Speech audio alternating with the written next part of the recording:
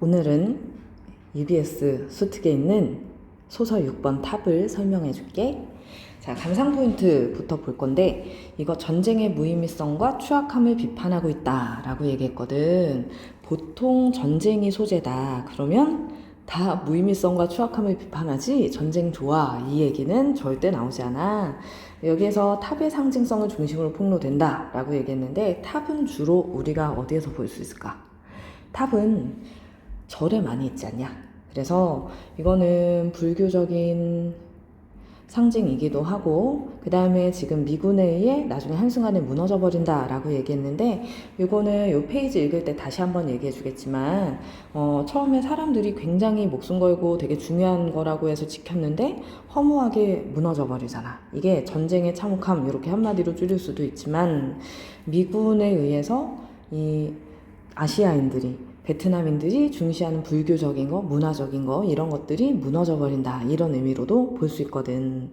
자, 그래서 여기 전쟁에서 지켜야 되는 게 무엇인가, 여러 사람의 목숨을 희생해 가면서 지켜야 될 게 뭔가 라는 회의감, 그 다음에 강대국의 논리로 제3세계 운명이 좌지우지되는 부조리함, 그리고 이거는 얘네들 운명 플러스 얘네들의 문화적인 가치, 지금까지 이어온 역사, 이런 것들 다 미군에 의해서, 강대국에 의해서 좌지우지된다 라고 얘기하는 거기 때문에, 이게 본문에서 어떤 내용이랑 같이 짝이 되는지 이걸 같이 읽어보도록 합시다. 이 제시문은 아마도 너네가 이 알포인트라고 하는 요 단어를 보면 왠지 친숙하다 라고 생각할 수도 있어. 이거는 지금 이걸 듣고 있는 친구들이 애기일 때 나온 알포인트라는 영화가 있었는데, 얘가 워낙 유명하기 때문에 요즘 어린이들도 이거 잘 알더라고. 이거 실제로 그 알포인트에 대한 소재 같은 것은 맞는데 내용은 완전 다르니까, 이거 공부하고 나중에 너무 심심하다, 공부 말고 딴 걸 좀 하고 싶다 그럴 때 탈선의 길로 가지 말고 영화를 보는 것도 괜찮다. 알았지? 자, 여기에서 알포인트라고 하는 곳에 나를 포함하여 9명의 병사가 맡은 일은 오래된 탑을 적이 옮겨가지 못하게 지키는 것이다.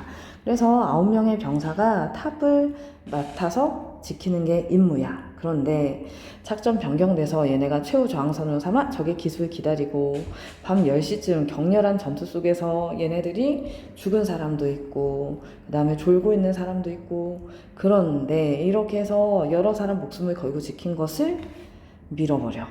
그래서 그럼 우리는 대체 뭘 지켰던가, 그리고 전쟁의 의미란 뭔가, 이런 것들을 생각하게 하는 소설이야. 자, 그러면 본문을 보면서 이걸 하나씩 찾아봅시다.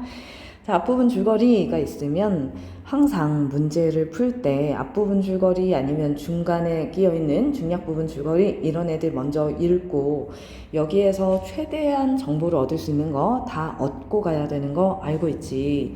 여기에서 베트남 전쟁에 참전 중인 나는 이렇게 시작했는데, 소설을 볼 때 항상 나가 나오는지 안 나오는지 이것부터 확인하지 않니? 시를 볼 때도 나라고 하는 시적 화자 있는지 없는지 이거부터 먼저 확인하잖아. 소설에서도 마찬가지야. 습관적으로 이 나를 먼저 찾아. 그러면 얘가 1인칭인 거 확인할 수 있고, 이거 선택지에서는 작품 소개 서술자가 이렇게 얘기할 거란 말이야. 그 다음에 얘가 실제 갈등의 중심에 있는지 아니면 남의 갈등을 구경하는지에 따라서 주인공이냐 관찰자냐 요게 결정 나겠지. 그러면 일단은 1인칭인 것만 확인을 하고, 이거는 좀 이따가 글을 진행돼 가는 거 보고 그 다음에 결정을 합시다. 자, 그 다음에 베트남 전쟁에 참전 중이라고 했으니까 요거 시대적 배경 알려주는 거지. 베트남이니까 공간적 배경, 그 다음에 시대적 배경. 작전 지역인 알포인트에 도착하고 그곳에서 한 분대의 병사들과 함께 월남인들에게, 월남이 베트남인 거 알지? 큰 영향 미치는 오래된 탑을 지키라는 무모한 임무를 맡게 된다. 그 과정에서 크고 작은 교전으로 인명피해가 속출하고 작전 변경되고 미군까지 철수한 날 밤 적과 치열한 마지막 전투를 치르게 된다. 자, 여러 개의 드럼통이 한꺼번에 굴러가는 듯한 소리로 클레이머가 터지고, 돌격하던 게릴라들 몸이 위로 펄쩍 솟았다 떨어졌다. 방벽을 넘으려던 게릴라들도 직선으로 날아간 파편에 맞아 굴러 떨어진다. 우리가 시나 소설을 봤을 때 총이나 대포 소리 이런 거 나온다? 그러면 이거 전쟁이라고 해석해 주는 거 알지? 자, 그 다음에 호각 소리가 길게 한번 들리면서 적의 사격이 멎었다. 차가운 정적이 이 소강 상태 속으로 스며들었다. 두개골 속이 곧 터져나가기 직전인 것처럼 각자의 맥박 소리만 들렸고 갑작스런 고ям 때문에 나는 피부에 땅구멍들이 모두 막혀버릴 것 같았다. 얘들아, 이런 거 맥박 소리만 들리고 이런 것들 굉장히 긴장하고 있는 모습이라고 생각해야 되겠지. 그 다음에 남의 땅 남의 어둠 속에 있는 우린 뭐냐, 대체 우리는 뭐냐. 여기서 의문형 뭐냐 라고 했으니까 의문형이 있고, 그 다음에 대체 우린 뭐냐, 이게 어떤 의미가 있냐 라고 하는 게 회의감이라는 거지. 이건 정서, 정해져 있는 거고. 도피로가 차단된 7마리의 쥐새끼였다. 비유 사용하고 있는 것도 찾았고. 손님을 죽여버립시다. 부사수가 말했다. 분대장 총살합시다. 저 새끼는 이용가치도 없자소. 포로 도로 가운데 묶어놓자. 결국 선임 조장의 말대로 포로는 길 가운데 교통표지판에 묶어놓기로 했다. 야, 우리가 평상시 같으면 사람을 죽여버립시다. 총살합시다. 야, 가운데 묶어놓자. 이렇게 전시용처럼 막 묶어서 어디엔가 걸어놓는 것은, 사람을 이렇게 하는 거는 평상시에는 하지 않는 것이잖아. 그런데 이거는 전쟁 당시니까 가능한 거지. 인간을 이용하려고 하는, 아니면 생명을 무시하는 이런 것들, 전쟁의 비인간성 드러내는 거. 그 다음에 우측대대 지역으로 침투했던 적의 분대는 크게 타격받은 것 같았다. 적들은 우리의 완강한 저항에 신중해진 모양이었다. 생존자가 뭐라고 하고 있었다. 보내줘. 수류탄을 한 방 날려버려. 선임 조장이 방벽 앞으로 수류탄가 던졌다. 곧 조용해졌다. 그 다음에 그는 밖으로 끌려 나오자 허공을 향해 뭐라고 긴 고함을 질렀다. 어둠 속에 포로의 눈이 번들거렸다. 야, 그러면 여기에서 뭐라고 고함을 질렀을 때 뭐 자기 편한테 야, 도망쳐 뭐 이런 걸 하지 않았겠어? 구해줘를 했을 수도 있지만 도망쳐를 하지 않을까? 나 살리려고 너네 죽지 마. 사실 이게 인간적으로 보통 할 수 있는 말이잖아. 어쨌거나 지금 외국에 가 있으니까 말을 못 알아들어. 그래서 뭐라고 소리쳤다. 그 다음에 부사수가 그의 몸을 방패 삼아 도로 가운데 걸어갔고 걔를 붙들어 맸고 적의 분대 병력이 보였고 그들을 엄호하기 위해 좌측 대습 속으로 적들이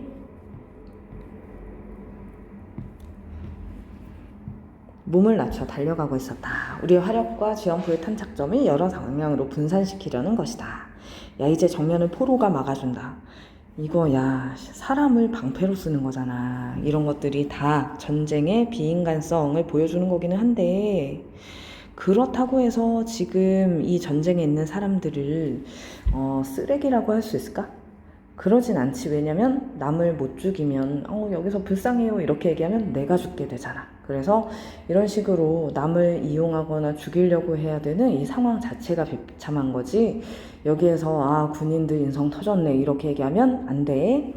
자, 적은 저놈을 사살할지도 모릅니다. 시간 걸릴 걸. 저쪽도 명령 개통이 있을 테니까. 적의 통신 신호로 여겨지는 목탁 소리가 사방에서 들리다가 그쳤다. 좌측 대숲의 적들도 잠잠해졌다.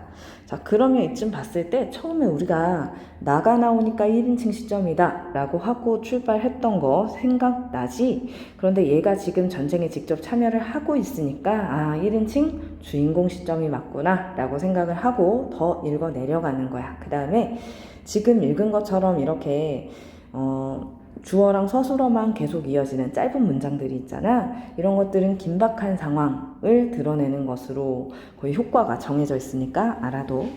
자, 그 다음에 저자 뭐라는 거야? 아마 자기 쏘라 그러는 모양이요. 선임 조장 말했다. 조명탄이 떠올랐는데 환한 빛에 노출될 것을 두려워하지 않고 민가 쪽에서 두 사람이 걸어오고 있었다.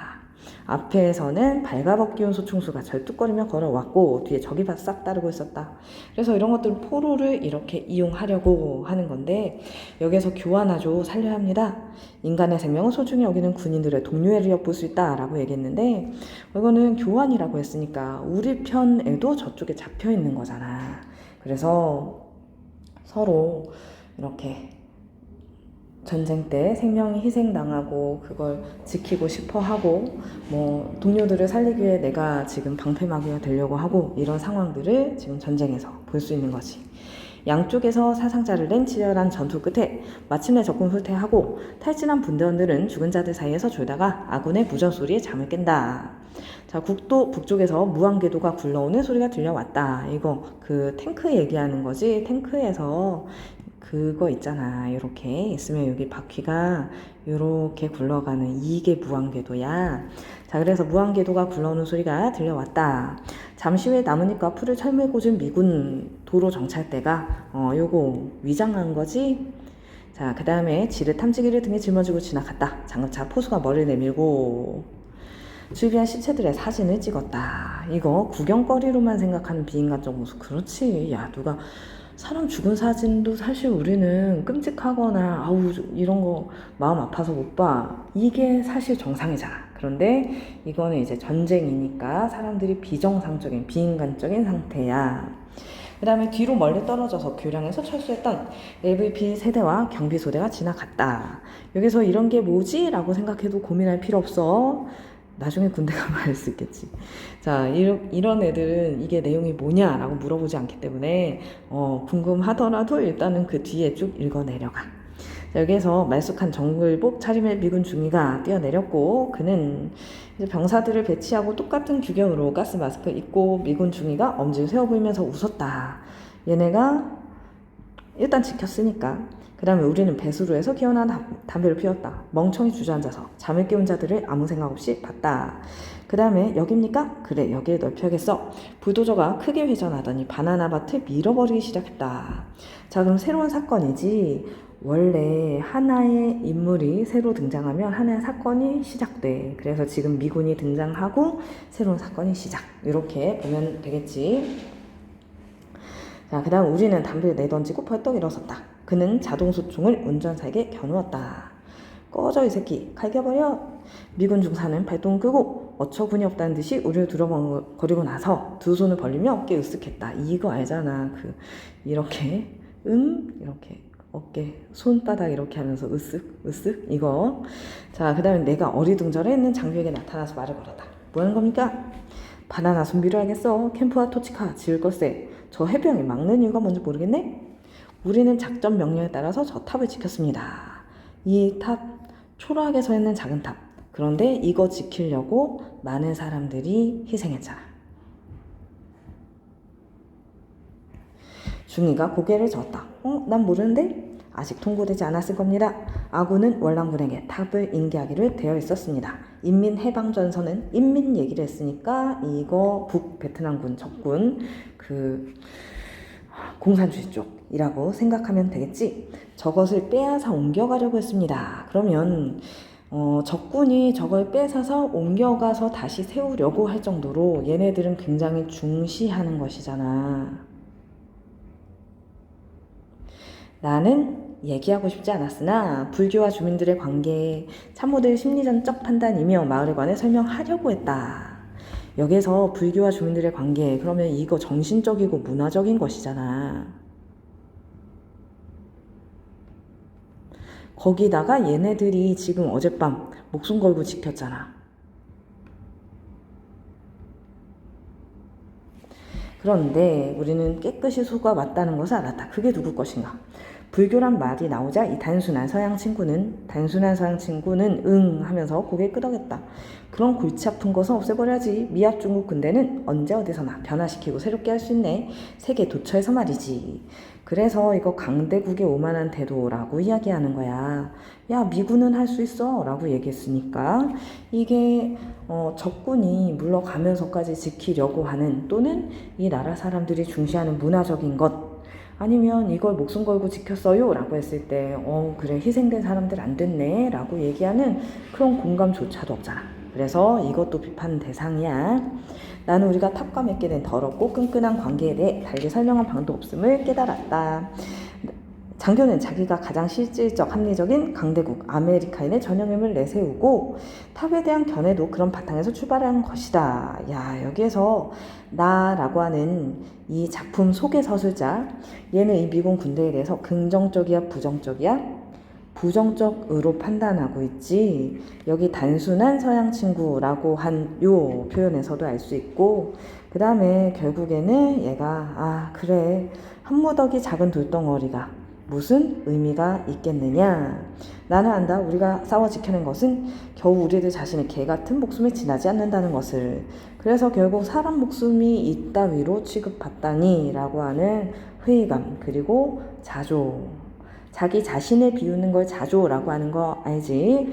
자, 그래서 이 마지막 부분에 나가 깨달은 것, 이게 이제 전쟁의 비정함이라든지 전쟁 속에서 인간의 존재가 얼마나 비참하게 희생당하고, 그 다음에 그게 의미가 없이 그냥 희생당하는 거잖아.